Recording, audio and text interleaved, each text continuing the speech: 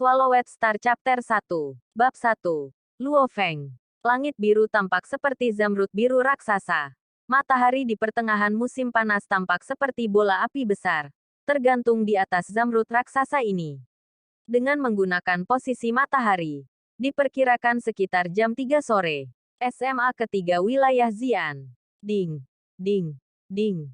Saat bel yang keras menyebar ke seluruh kampus, kampus tiba-tiba muncul dengan keributan dan keributan. Setiap gedung dipenuhi siswa, tertawa berkelompok menuju gerbang sekolah.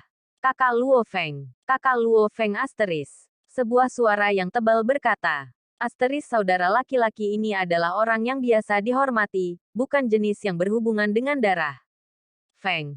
Seseorang memanggilmu. Di tengah rombongan siswa, seorang remaja yang sedang memegang pembatas buku berjalan bersama siswa. Dia mengenakan seragam olahraga biru biasa dan tingginya sekitar 175 cm, dan agak kurus. Pada saat ini, dia dengan ragu-ragu menoleh. Orang yang memanggilnya adalah seorang pria dengan tinggi sekitar 190 cm dengan bahu seperti harimau dan pinggang seperti beruang. Bisepnya bahkan lebih kekar dan menakjubkan. Kamu adalah... Luo Feng dengan ragu-ragu memperhatikan pendekatannya. Tidak mengenali siapa yang ada di depannya. Dua orang ini, yang satu kokoh dan seperti beruang coklat, sedangkan Luo Feng Brother seperti orang biasa dan tinggi. Perbedaannya sangat besar. Namun, pria berpinggang besar dan berbahu lebar ini sepertinya menunjukkan formalitas. Dia dengan hati-hati memandang kakak Luo Feng yang dia kagumi. Sepertinya rumornya benar. Kakak Luo Feng cukup mudah diajak bicara. Kakak Luo Feng. Aku punya sesuatu yang membutuhkan bantuan kakak Luo Feng. Dengan apa? Luo Feng tertawa. Saat saya melatih tinju saya merasa ada yang tidak beres saat meninju. Saya bertanya-tanya apakah saudara laki-laki punya waktu untuk memberi saya petunjuk. Pria kekar itu melanjutkan. Menurut guru dojo, dengan kekuatanku, aku seharusnya bisa melepaskan pukulan yang memiliki kekuatan lebih dari 50%. Namun, aku tidak pernah bisa mencapai nilai itu sama sekali. Pria kekar itu menatap Luo Feng dengan penuh harap. Oh, begitu. Luo Feng berhenti sejenak, menganggukkan kepalanya. Oke, Jumat siang ini, temui aku di dojo. Terima kasih kakak. Terima kasih kakak. Pria kekar itu berulang kali berterima kasih. Luo Feng tertawa sedikit lalu pergi bersama teman-temannya. Melihat Luo Feng telah pergi, pria kekar itu menunjukkan kegembiraannya. Dia mengepalkan tinjunya. Dan saat urat bisepnya meledak, dengan bersemangat berteriak.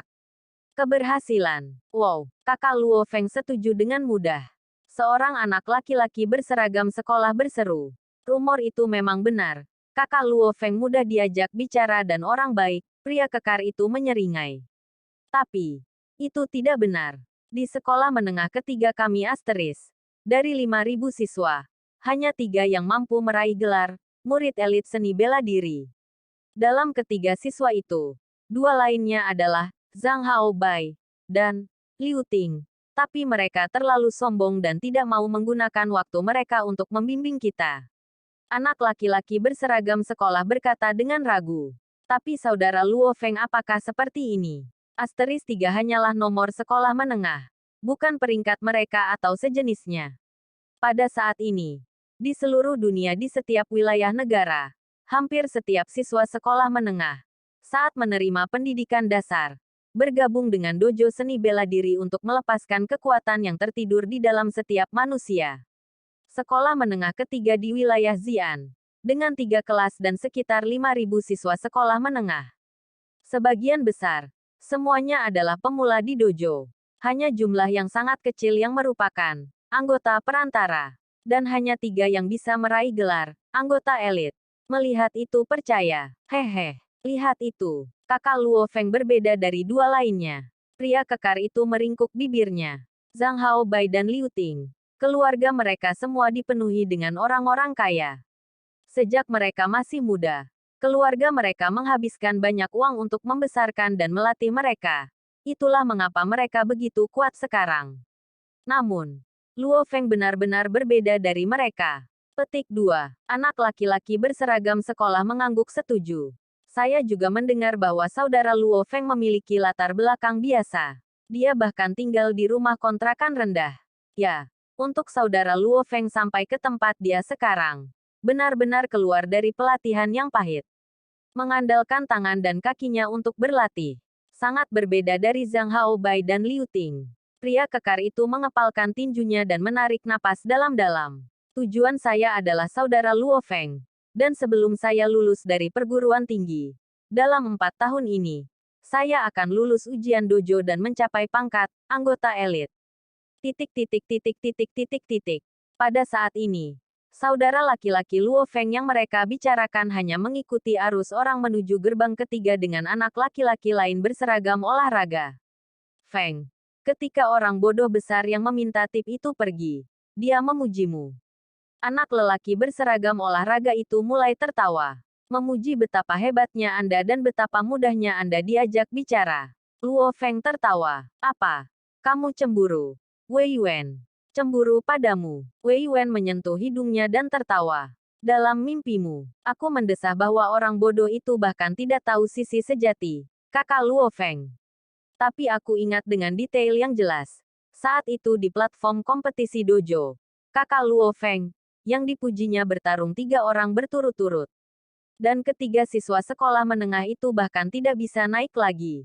Petik 2. Luo Feng tertawa. Memang, pertandingan itu adalah kebangkitannya menjadi terkenal. Luo Feng memukul bahu Wei Yuan. Ayo pulang sekarang. Bahu Wei Yuan berguncang berlebihan. Feng, tolong ringankan. Dengan satu pukulan itu, bahuku akan hancur. Ini lagi, Wei Yuan adalah teman baik Luo Feng yang telah bermain dengannya sejak dia kecil.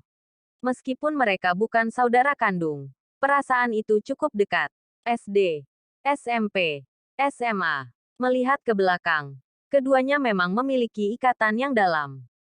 Wei Yuan tiba-tiba melihat ke depan. Feng, lihat.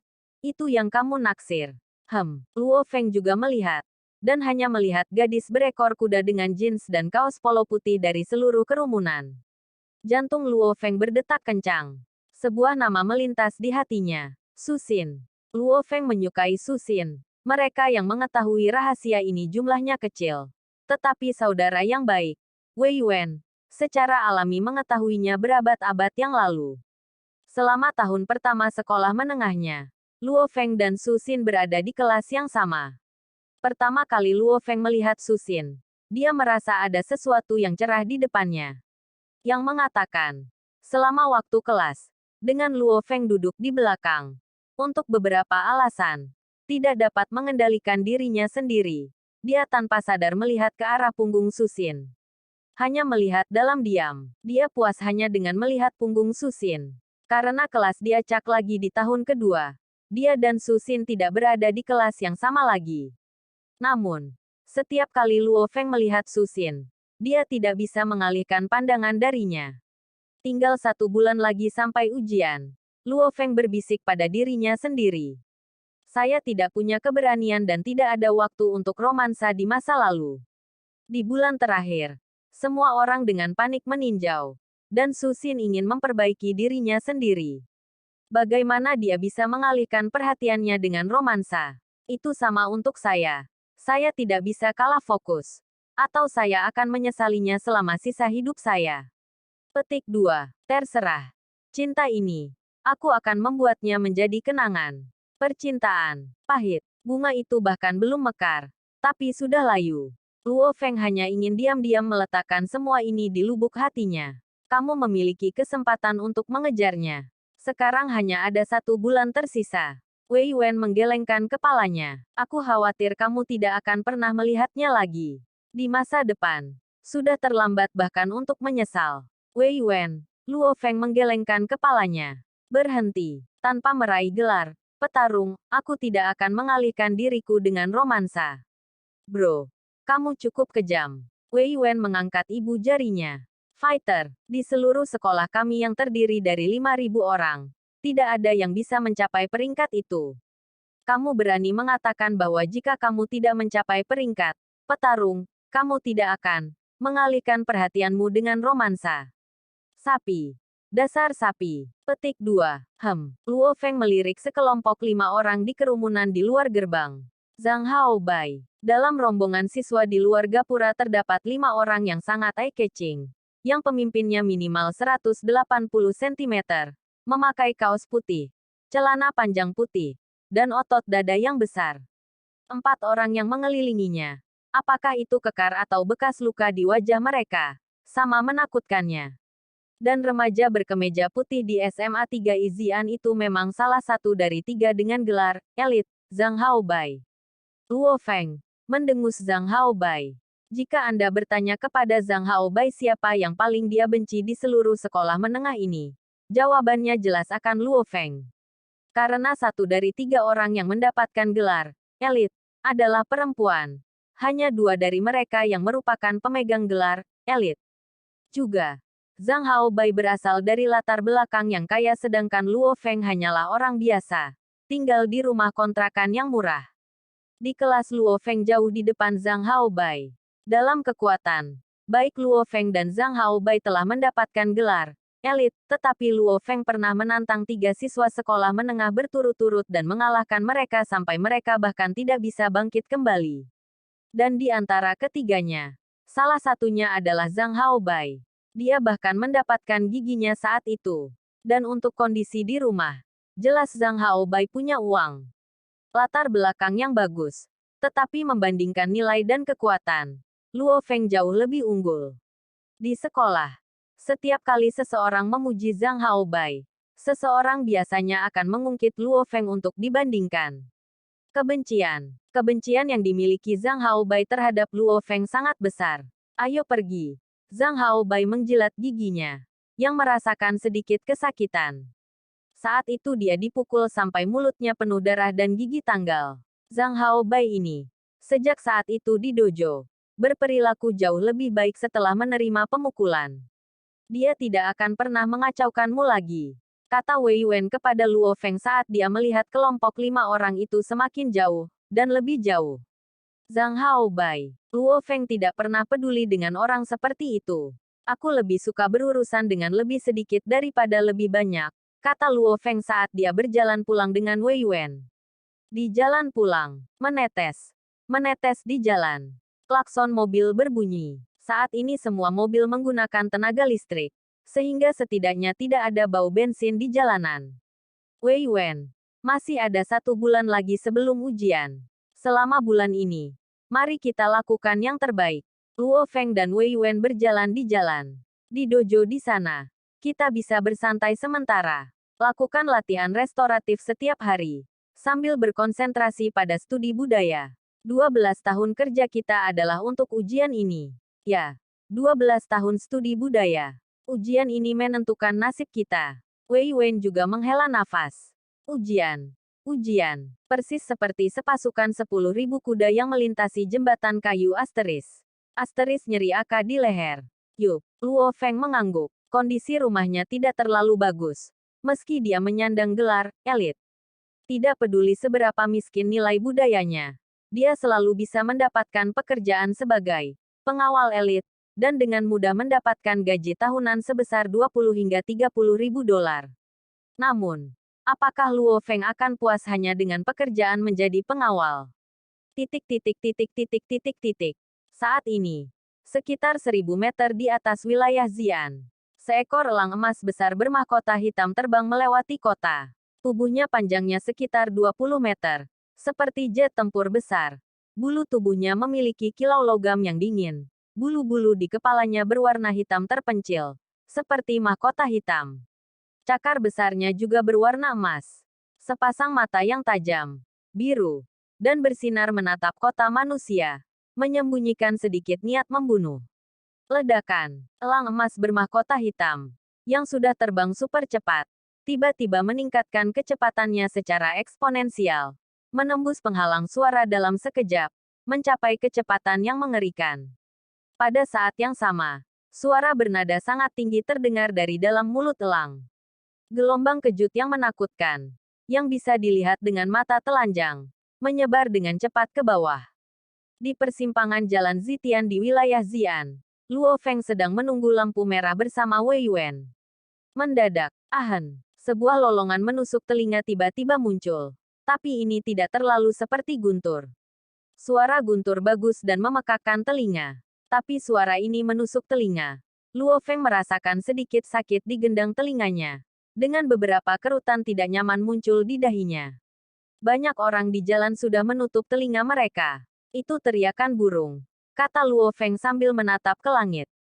Mengejutkan Luo Feng. Di bawah keterkejutan dari lolongan yang menusuk telinga, sepotong kaca besar di gedung pencakar langit di jalan tetangga mengeluarkan suara K yang dalam. Banyak kaca retak terbuka, dan puluhan kaca jatuh dari langit yang tinggi. Beberapa menabrak jalur pejalan kaki, atau menabrak orang, atau bahkan menabrak lampu di jalan. Pai, peng, pipat suara berderak. Ada suara-suara yang meledak untuk sementara waktu. Dan salah satu kaca jatuh ke lampu jalan yang berada tepat di sebelah Luo Feng. Wah, Wei Wen dengan cepat mundur 2 langkah, menghindari pecahan kaca. Dan salah satu kaca pecah ke tanah dan sepotong terbang langsung ke arah Luo Feng seperti pisau. Luo Feng melihat dari sudut matanya. Namun, tidak ada yang mengelak. Dia hanya berdiri di sana dengan tenang. Dalam sekejap, tangan kanannya, seperti kilat, menangkap pecahan kaca yang terbang ke arahnya.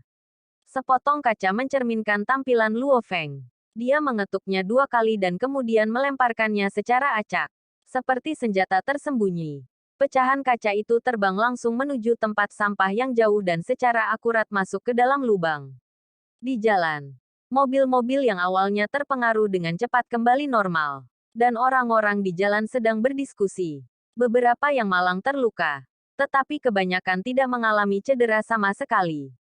Kekuatan apa? Luo Feng melihat ke arah langit. Begitu banyak kekuatan hanya dalam satu lolongan. Itu pasti binatang yang kuat. Wei Wen, bukankah kamu baik dengan binatang buas? Apa kamu tahu binatang macam apa ini? Wei Wen menyipitkan mata. Secercah kegembiraan ada di dalam celah matanya. Feng, ada sistem pertahanan 500 meter di atas kota ini. Binatang ini pasti terbang di atas 500 meter. Bahkan dengan jarak seperti itu, lolongannya masih bisa memiliki kekuatan yang begitu besar.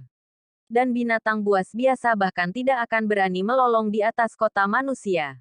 Petik 2. Dengan kekuatan dan kesombongan seperti itu. Dan menurut suaranya, jika aku benar, ini pasti salah satu dari elang mahkota hitam. Kata Wei Yuan dengan sungguh-sungguh. Elang mahkota hitam. Mata Luo Feng berbinar. Tentu saja dia pernah mendengar tentang elang mahkota hitam yang terkenal. Elang mahkota hitam adalah peringkat 3 dari monster spesies Diao. Mata Wei Yuan berbinar. Tubuh elang mahkota hitam dewasa panjangnya sekitar 21 meter. Lebar sayapnya sekitar 36 meter dan kecepatan terbangnya bisa mencapai 3,9 mach, yaitu 3,9 kali kecepatan suara. Menggunakan 340 meter per detik sebagai kecepatan suara, yaitu 1326 meter per detik, yaitu 4774 km dalam 1 jam. Petik 2. Luo Feng tahu bahwa elang mahkota hitam itu kuat. Tetapi begitu dia mendengar kecepatan ekstrim 1326 meter per detik, dia menahan napas. 1 detik.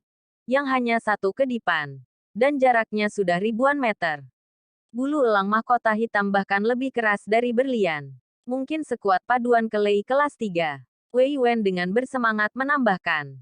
Ada video online. Elang mahkota hitam telah mengikuti gerombolan dan bertemu tentara. Ia telah menerima tembakan dari meriam Dewa Api 20 mm. Meriam Dewa Api dapat menembakkan 7.000 peluru per detik. 7.000 peluru per detik adalah aliran peluru. Dan setiap peluru bisa menembus pelat baja setebal 50 mm. Namun, bahkan di bawah rentetan tembakan meriam Dewa Api, rentetan itu bahkan tidak bisa mengenai satu bulu pun dari elang hitam bermahkota. Petik 2. Setelah itu, seorang seniman bela diri misterius memegang pisau pertempuran paduan kelei, membuat aliran cahaya dan memotong elang hitam bermahkota menjadi 2. Wei Wen dengan penuh semangat berkata. Jantung Luo Feng juga berdetak lebih cepat. Video itu tersebar di mana-mana. Jadi dia juga sudah melihatnya. Gelar petarung. Aku pasti akan mencapainya suatu hari. Aku ingin menjadi seperti senior itu asterisk. mampu memegang pisau pertempuran dan membelah monster seperti elang mahkota hitam dan gorila iblis yang kuat. Pikir Luo Feng untuk dirinya sendiri di dalam hatinya. Setiap remaja memiliki impian ini. Jadi tentu saja itu adalah impian Luo Feng juga. Asteris senior seperti kakak kelas bukan orang tua. Namun, menurut internet, petarung kuat misterius yang membelah elang mahkota hitam menjadi dua. Secara internasional berada di 100 teratas, seorang pejuang super. Feng, apa yang kamu lakukan? Kita sudah pulang, teriak Wei Wen. Dari sini, Luo Feng muncul dari pemikirannya yang dalam. Melihat sektor yang terdiri dari banyak bangunan berbentuk tabung, sektor pesisir selatan kecil pemerintah membangun kawasan sewa yang kecil dan murah ini. Dan Luo Feng telah tinggal di daerah ini selama 18 tahun. Sekian untuk bab kali ini. Tunggu kelanjutannya hanya di channel Anime VC. Terima kasih.